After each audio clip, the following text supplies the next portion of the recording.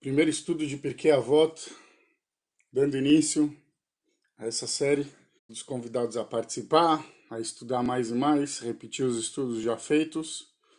A gente dedica o nosso estudo ao pedido de Refuah Shlema, um pedido muito forte, com muita vibração. A gente precisa muito que Deus atenda nossas preces para Chaya Rivka Bat Pessi, Deus quiser que ela possa se recuperar. Está uma situação muito difícil, mas a gente tem fé, a gente sabe que existe alguém que controla tudo e é o único que decide sobre a vida e a morte. Então a gente pede até o último segundo, a gente não vai desistir, e Bezrat Hashem que venha o milagre que a gente tanto está pedindo. Também pedimos para David Ben Malka Chaya e também para Ezra Ben Sarah. E se a gente tiver, por assim dizer, quem somos nós, mas a gente também dedica esse estudo hoje, Leilui Nishmat Rav Eliyahu Bakshi Doron, Zecher Tzadik Livracha, o grão-rabino, ex-grão-rabino Sfaradi de Israel, falecido, acho que agora, no fim de semana, e é muito triste para a gente, né, mais um tzadik partindo e partindo ainda mais nessas condições. Eu tive o privilégio de conhecê-lo, passei um Shabat junto com ele numa situação muito especial, uma pessoa muito simpática, muito humilde para a grandeza reconhecida que tinha. Então fica aí a dedicação especial para a lembrança do Rav Eliyahu Bakshi Doron, Zecher Tzadik Livracha, um cara bem diferenciado nesse trabalho de liderança do grão rabinato, vamos dizer assim. Muito bem, antes da gente entrar no texto, vamos falar um pouquinho sobre o Pirkei Avot, as características dele, né? O Pirkei Avot, ele é uma obra que faz parte da Mishnah, certo? É o período pré-talmúdico, vamos chamar assim. E diferente da maioria absoluta dos tratados da Mishnah, Pirkei Avot não tem uma correspondente talmúdica, não tem um aprofundamento na esfera talmúdica, vamos dizer assim.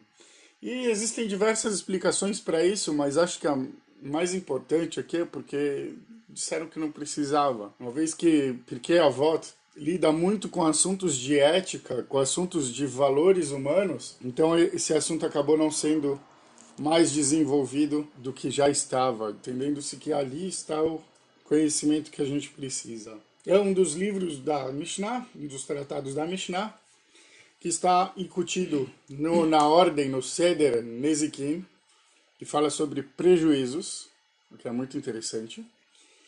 E, para quem não sabe ainda sobre as ordens da Mishnah, a gente cantou no Seder Echad Miodeia, Shisha Sidrei Mishnah.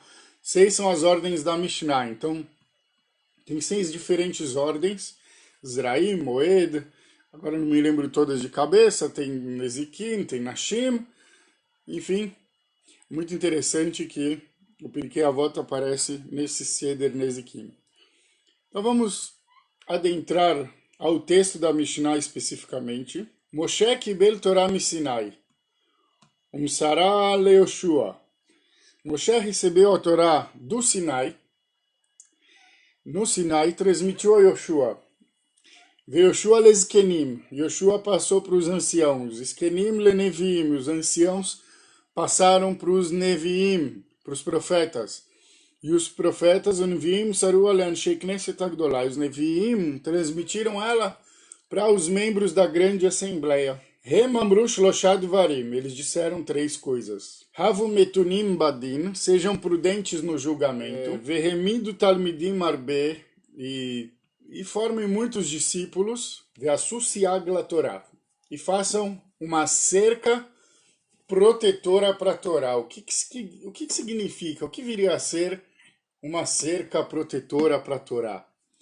Afinal de contas, a Torá é um conhecimento que até essa função ele também tem de nos proteger. Então, o que quer dizer Veassusiagim la Torá? Ou mesmo o que quer dizer tudo isso que ele está trazendo aqui para nós? É um comentário que vai me ajudar nessa série, que é o comentário do Sami Sitman, do Moraes Sami, que já cita outros comentários, e daí a gente vai mesclando com outros. Então, Tratado de Avot, ele inicia os seus ensinamentos através do resumo da trajetória que a Torá atravessou. Então, Moshe recebendo no Sinai e depois até Anshei Knesset Agdolá, os membros da grande assembleia. É importante refletir sobre esses três ditos. O primeiro, ser prudente no julgamento. O que quer dizer ser prudente no julgamento?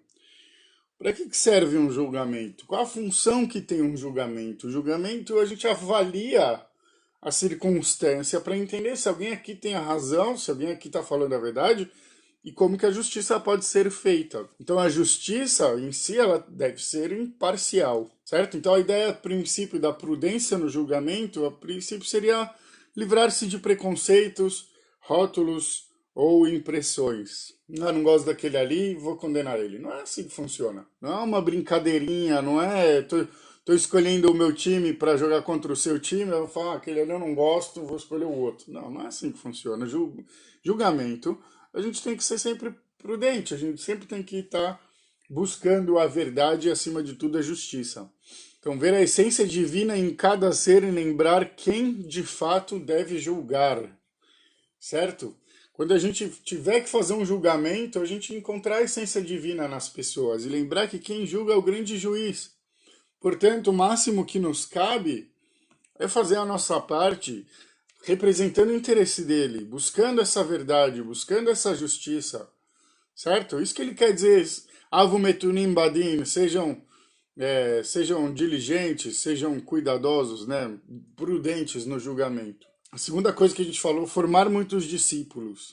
O que significa formar muitos discípulos, quando a gente está falando, obviamente, de Torá?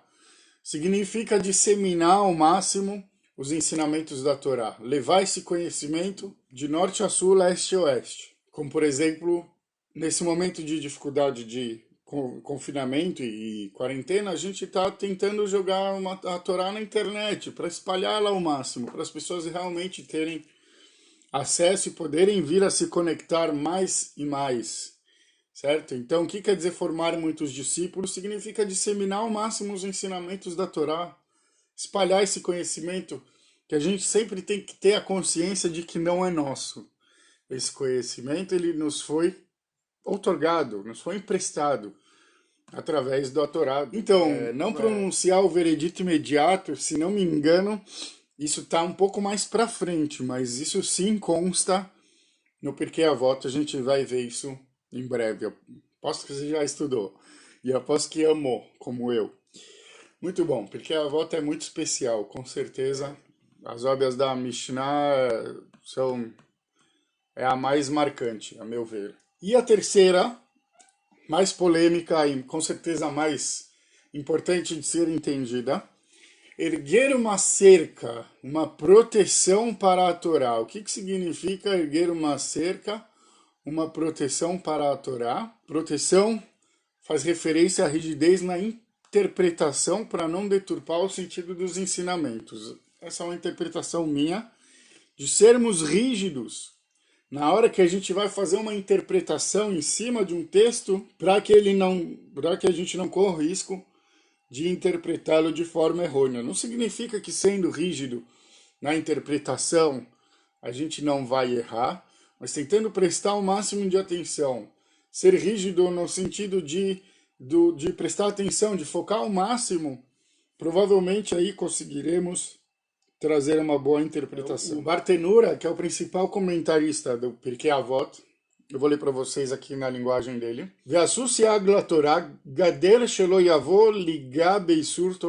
Uma cerca que a pessoa não vai tocar numa proibição da Torá. Por quê? Porque está escrito em Vaikra 18, Yudhet, Ushmartem et mishmarti, e guardarão, né, os meus estatutos, as minhas ordens.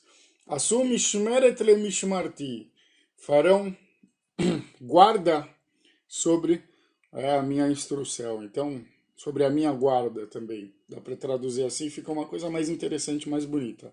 Olha que interessante. O Gaon de Vilna acrescenta também uma explicação do Ve'asu Siag la Torá que diz: Kederech she'asta Torá siag lidvaria. Assim como a Torá fez uma proteção para as suas palavras, a gente também tem que fazer uma proteção para as suas palavras, ao meu ver. Mas tudo bem, seguimos aqui. Esse é o Siag she'asta Torá lidvarai. Por exemplo, quando ele fala no mesmo lugar que um homem não deve se aproximar de uma mulher que está na impureza dos seus dias.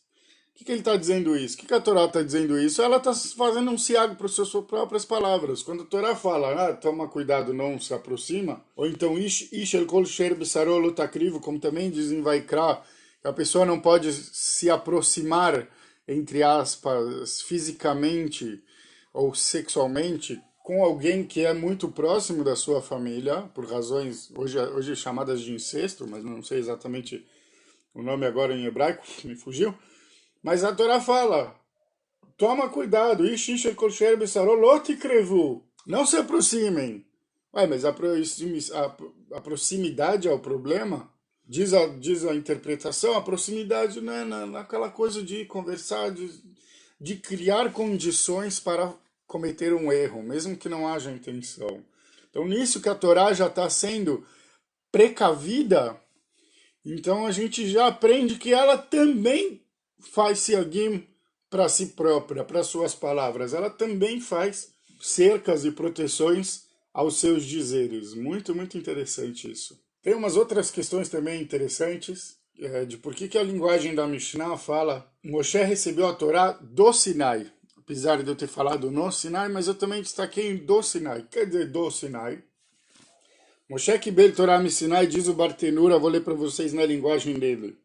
Omerani, digo eu, uma interpretação própria do grande Bartenura, perdão. Omerani, Lefish Masechet Zueina Meyusedet al Perush Mitzvah, Mimitzvot Torah, Kshiar Masechtot Sheba Mishnah. Como esta Masechet, esse tratado, ela não se trata de explicar os mandamentos dos mandamentos da Torá, conforme os demais tratados. Ela Kula Musarim Midot. Ela totalmente se trata de Musarim, que é ensinamentos morais, conduta, ética, vamos dizer assim, o midot, e virtudes, e atributos que a gente tem que trabalhar. E os sábios do mundo também escreveram livros,